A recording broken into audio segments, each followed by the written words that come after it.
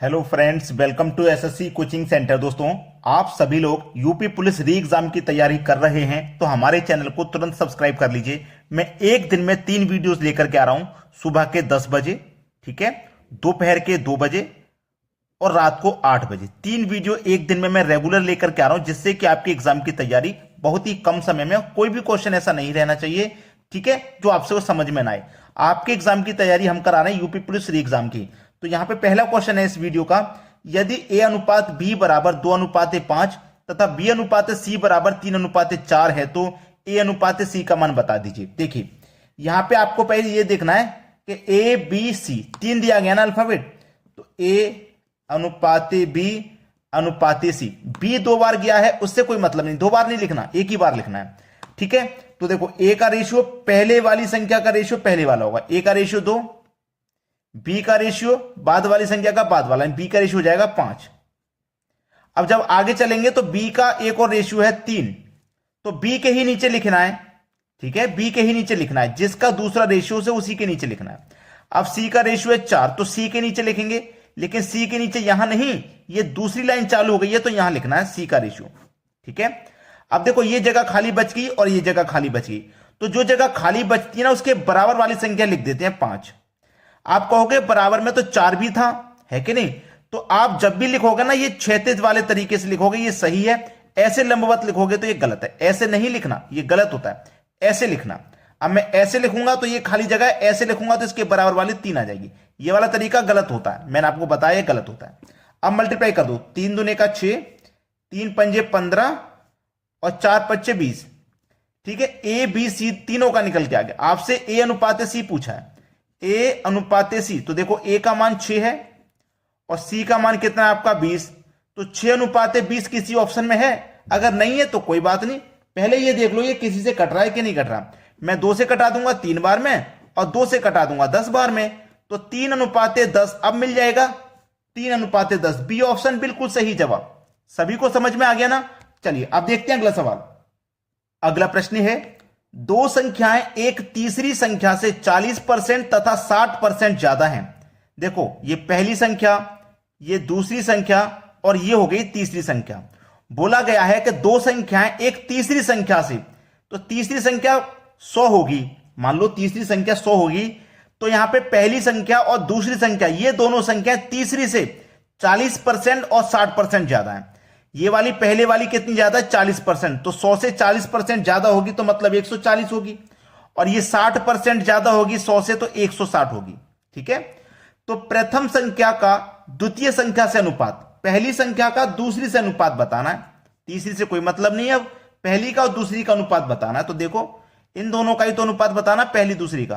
तो देखो, 0 से 0 कट गया, 2 से 7 बार में कट जाएगा, 2 से 8 बार में, यानी कि 7:8 हो जाएगा, बिल्कुल सही जवाब। 7:8, देखो डी ऑप्शन में, डी ऑप्शन में दिया गया है, बिल्कुल सही आंसर। अब देखते हैं अगला प्रश्न। अगला प्रश्न है, ए अनुपात बी बराबर 3:4 है और बी अनुपात सी बराबर 6:5 है, तो ए अनुपात इंटू ए प्लस सी का मान बताना है। तो मैंने आपको यह बताया था कि आप पहले देख लीजिए अनुपात कितने हैं, यानी कि अल्फाबेट कितने हैं, ए बी सी, 3 है ना, डी नहीं दिया गया तो 3 ही है। ए अनुपात बी अनुपात सी, ए का मान 3, बी का मान 4। अब आगे देखेंगे, बी का एक और मान दिया गया 6, तो बी के ही नीचे लिखना है, और सी का मान 5, तो सी के नीचे लिखेंगे, लेकिन दूसरी लाइन चालू हो गई है तो यहां लिखना है। मैंने आपको बताया था खाली जगह पे बराबर वाली संख्या लिखते हैं 4, ये खाली जगह इसके बराबर वाली 6। अब मल्टीप्लाई कर दो, 6 त्रिका 18, 6 चौके 24, 5 चौके 20, ठीक है। ये हमने तीनों को निकाल लिया। अब जो पूछा गया है उसे निकालो, ए अनुपात ए प्लस सी, ये हमसे पूछा गया है, ठीक है। तो ए का मान कितना है? ए का मान है 18, अनुपात ए और सी दोनों को जोड़ेंगे क्योंकि प्लस है ना, तो ए का मान तो 18 है, प्लस सी, सी का कितना है भाई? 20 है, तो 20 लिखेंगे, दोनों को जोड़ना ही तो है। तो 18 अनुपात 18 और 20 को जोड़ेंगे तो ये 38 हो जाएगा, ठीक है। अब 18:38 तो किसी में नहीं है भाई, कटा के छोटा कर लो ना, 2 से ये 9 बार में कटेगा और 2 से इसे कटाओगे तो ये 19 बार में कट जाएगा, तो 9:19 बिल्कुल सही जवाब, 9:19 जो किसी ऑप्शन में दिया गया है। क्लियर है ना सभी को? चलिए अब देखते हैं अगला सवाल। अगला सवाल है, यदि A/B बराबर 3:5, C/B बराबर 3:2 और C/D बराबर 5:6 है, तो A/D का मान क्या होगा? देखो अल्फाबेट गिनो कितना, A है, B है, C है और D है। इस बार 4 है, A, B, C और D, ये 4 अनुपात है ना आपके पास में। चलो A का मान 3 लिखिए, B का मान 5 लिखिए। आगे चलेंगे। अब आगे चलने से पहले यहां देखिए, आपको क्वेश्चन ऐसा दिया गया है कि आप उसमें परेशान हो जाएं, चकरा जाएं। बहुत सारे बच्चे क्या करेंगे, ए का लिख दिया, बी का लिख दिया, अब सी पहले दिया गया तो मैं सी का पहले लिख दूं, ये गलत हो जाएगा। अगर आपने ऐसा कर दिया तो गलत हो जाएगा। अल्फाबेट के अनुसार चलिए, बी का 2 मान है, एक बी का मान 5 है, एक बी का मान 2 है, तो पहले बी का ही क्लियर कर लीजिए। बी का दूसरा मान 2 है, ठीक है, 2 लिखना है। अब सी का मान लिखेंगे, सी का मान, बी का मान सॉरी 3 था, बी का मान 2, हाँ सी का है 3, तो सी का जो 3 है ना वो यहां नहीं लिखना, अब दूसरी लाइन चालू हो गई है तो यहां लिखना है, ठीक है। अब आगे जब चलोगे तो सी का एक और मान है 5, तो उसको सी के ही नीचे लिखना है 5। भाई बी के 2 मान है, बी के नीचे लिखेंगे, सी के मान है, सी के नीचे लिखेंगे। अब जो डी का मान है 6, वो डी के नीचे लिखेंगे, लेकिन ये तीसरी लाइन चालू हो गई है तो यहां लिखना है। उम्मीद करूंगा सबको अच्छे से क्लियर हो गया होगा। अब ये खाली जगह इसके बराबर वाली लिखेंगे, ये खाली जगह इसके बराबर वाली लिखेंगे, ये खाली जगह इसके बराबर वाली। मैंने आपको बताया 36 वाला तरीका सही होता है, लंबवत गलत।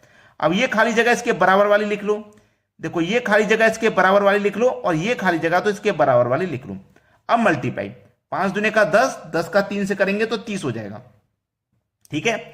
अब हमसे जो पूछा है प्रश्न में A/D पूछा है, A/D, तो हम सबरा क्यों सॉल्व करें, पूरा सॉल्व क्यों करें? ए और डी निकाल लेते हैं, केवल ए का निकाल लिया, डी का निकाल लेते हैं। 6 पंजे 30, 30 पंजे 150, 6 पंजे 30, 30 पंजे 150 हो जाएगा ना ये। सॉरी यहां पे कुछ गलती ये हुई है कि जब ये जगह खाली थी तो इसके बराबर में यहां 3 था, 3 था ना, तो यहां पे भी 3 ही आना था, 5 गलती से हो गया है।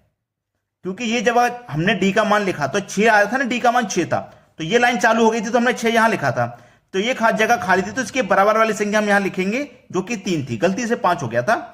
तो 6 त्रिक 18, 18 पंजे 90, 90 हो गया ना। तो ए का मान 30 और डी का है 90। भाई ए और डी दिया गया है ना निकालने को, तो ए और डी हमने निकाला केवल, 0 से 0 कट गया, 3:9 बिल्कुल सही है, 3:9 बिल्कुल सही है, ठीक है। अब ये भी कट जाएगा, 3 एकम 3, 3 त्रिक 9, 1:3 हो जाएगा सही जवाब। इसे जब आप कटाओगे 30 एकम 30, 30 त्रिक 9, तो 1:3 हो जाएगा। सी ऑप्शन बिल्कुल सही जवाब। अब देखेंगे अगला प्रश्न। अगला प्रश्न है, यदि a बराबर 2b डिवाइडेड बाई 3, b बराबर 2c डिवाइडेड बाई 3 तथा c बराबर 2d डिवाइडेड बाई 3 है, तो b/d का अनुपात क्या होगा? देखिए ऐसा प्रश्न आपको कभी भी दे दिया जाए तो मैं आपको एक शॉर्टकट समझाता हूं। ये जो b है ना, यहां पे मैं इसको जब b को यहां से हटा दूं, मान लीजिए ये b कहां पे होगा, इसके नीचे होगा ना, b इसी के नीचे तो होगा। जब b इसके नीचे होगा, ऐसे करके क्रॉस मल्टीप्लाई किया होगा। भाई क्रॉस मल्टीप्लाई तो होता है जब बराबर का साइन हो, तो ऐसे क्रॉस मल्टीप्लाई होता है। तो b का मल्टीप्लाई 2 से होगा तो ये 2b हो गया कि नहीं हो गया 2b। ऐसे ही जो c है ना, ये यहां पे नहीं यहां पे होगा, ऐसे ही जो d है यहां पे नहीं यहां पे होगा। अब वैल्यू आपको पता चल गई कि a की वैल्यू फिर 2 हो जाएगी, b की 3, b की एक और वैल्यू हो जाएगी 2, c की 3, और c की एक और वैल्यू हो जाएगी 2 और d की 3। क्लियर? अब आपको दिखाना है a, b और c और d, 4 है आपके पास अल्फाबेट, a, b, c और d, ये 4 अल्फाबेट ही तो हैं आपके पास। चलो a का मान कितना है, 2 लिख लूंगा मैं, ठीक है। अब b का मान कितना है, b का मान देखो 3 है तो मैं 3 लिखूंगा। अब b का मान जब आगे चलूंगा तो एक और दिया गया मुझे b का मान जो कि 2 है, तो b के ही नीचे लिखूंगा b का मान। अब आगे चलेंगे, c का मान 3, तो c का मान लिखेंगे, लेकिन दूसरी लाइन चालू हो गई तो वहां लिखना, यहां नहीं, ये लाइन चालू हो गई तो यहां, ठीक है। फिर आगे चलोगे, c का एक और मान है 2, तो c के ही नीचे लिखना है, ठीक है। क्लियर? अब आगे चलोगे, d का मान 3 है जो कि d के नीचे लिखना है, तो ये यहां पे लाइन चालू हो गई तो यहां लिखना है। अब देखो जो जगह खाली है उसके बराबर वाली संख्या लिखेंगे, 3, यहां भी 3, ये यहां 3 है तो यहां बराबर में भी 3 आ जाएगा।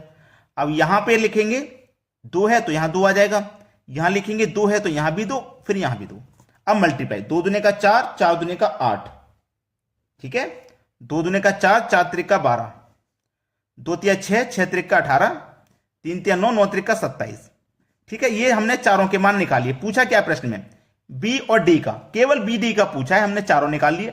बी और डी का पूछा है, बी का देखो कितना है 12 और डी का है 27। क्या किसी से कट सकता है, 3 से कट जाएगा, 3 चौके 12, 3 निम 27, तो 4:9 बिल्कुल सही जवाब है, जो कि बी ऑप्शन में दिया गया है।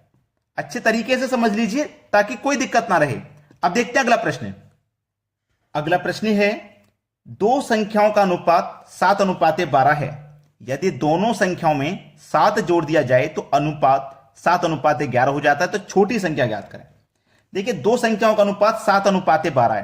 तो मैं आपको बता दूं, अनुपात का मतलब बटा भी होता है। ठीक है, जैसे दो संख्या, ये पहली संख्या हो गई, ये दूसरी संख्या हो गई। ठीक है, दोनों का अनुपात 7:12 है। अगर मैं इसे 7x मान लूं, इसको 12x मान लूं, तो क्या इसके मान में कोई परिवर्तन होगा? कोई परिवर्तन नहीं होगा। x से x कट जाएगा, कोई परिवर्तन नहीं रहेगा, 7:12 रहेगा। और अनुपात अगर कहीं लिखा हुआ तो अनुपात वाली संख्या को आप बटे में भी लिख सकते हो।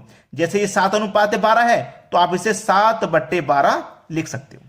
तो ये कितना हो जाएगा 7x और ये हो जाएगा 12x, क्योंकि मैंने इसको x माना था। कट जाएगा तो कोई प्रॉब्लम नहीं, मान सकते हैं।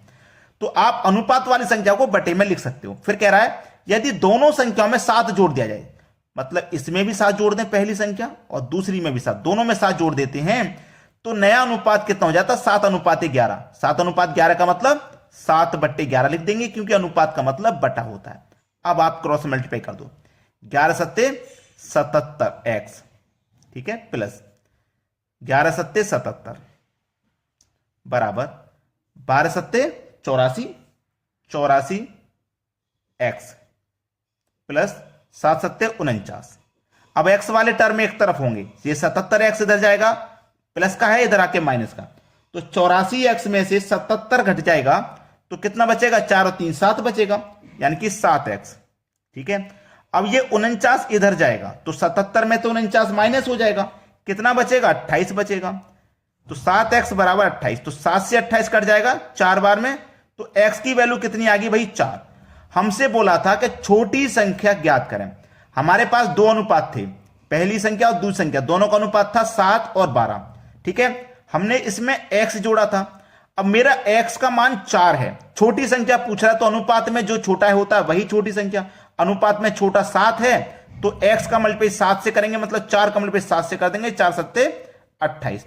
आंसर आ जाएगा 28। बी ऑप्शन बिल्कुल सही है। क्लियर हो गया ना सभी को? अब देखते हैं अगला प्रश्न। अगला प्रश्न है, एक स्कूल के 504 छात्रों में लड़कियों और लड़कों का अनुपात 11:13 है। यदि 12 और लड़कियों को प्रवेश दिया जाता है तो नया अनुपात क्या होगा? भाई ये वीडियो का ये क्वेश्चन मैं आपको होमवर्क के लिए दे रहा हूं, आप मुझे करके बताइए ये क्वेश्चन का आंसर क्या है। आपके पास चारों ऑप्शन है, ठीक है, ऑप्शन भी दे रहा हूं। तो आप अगर अभी तक लाइक नहीं किए हो वीडियो को तो लाइक कर दें, शेयर नहीं किए हो तो शेयर कर दें। और हम आपको बता चुके हैं कि रेगुलर 3 वीडियोस हम लेकर के आ रहे हैं, टाइमिंग भी हमने आपको बता दिया है। तो आप डेली का आप तैयारी करोगे तो बहुत ही कम समय लगेगा। जब तक यूपी पुलिस का फिर से आपका एग्जाम आएगा, आप बहुत अच्छे से नंबरों से पास होगे। ठीक है, तो आप दूसरों को भी शेयर कर दिया करो वीडियो, ताकि वो भी तैयारी कर सकें। धन्यवाद।